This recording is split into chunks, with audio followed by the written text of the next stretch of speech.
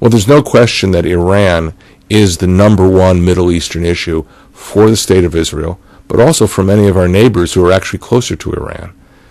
And therefore, the Prime Minister will give the issue of Iran the highest priority.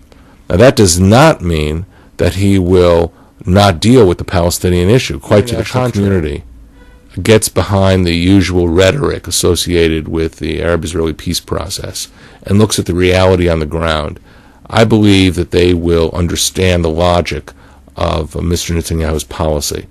Don't forget, we've gone through 6 Israeli prime ministers, 2 American presidents, and no one has delivered a peace agreement since 1993.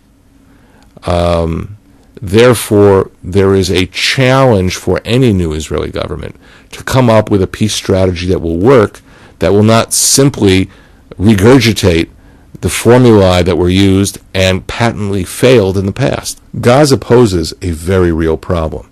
It's a Mediterranean beachhead now for the Islamic Republic of Iran, which is supplying arms to Hamas, which is giving money to Hamas, and which is training Hamas operatives in military camps outside of Tehran run by the Revolutionary Guards. With that said, Israel still believes that everything must be done to recognize the humanitarian needs of the Palestinian population and address them.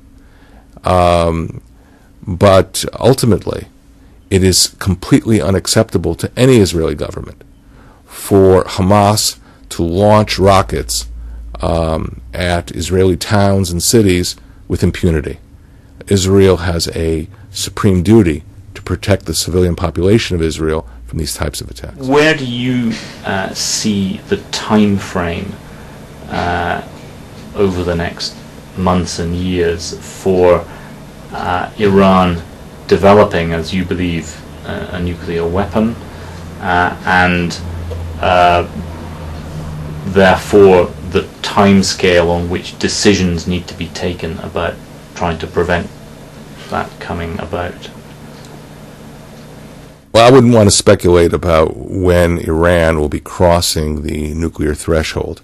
However, many Western intelligence agencies are not speaking about many years for that happening, but envision it being a shorter period of time than is widely reported.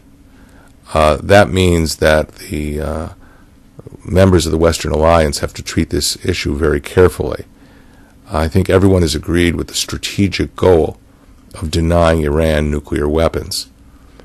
There may be tactical differences of how we get there, but whether the U.S. and its allies pursue a policy of engagement and dialogue with Iran or they decide on another course of action, those decisions will have to be taken rather quickly, not allowing the Iranians to exploit the negotiating period to simply progress further and enrich more uranium. Most specifically, Syria, in terms of an Arab state on the border with which there is a very specific territorial dispute.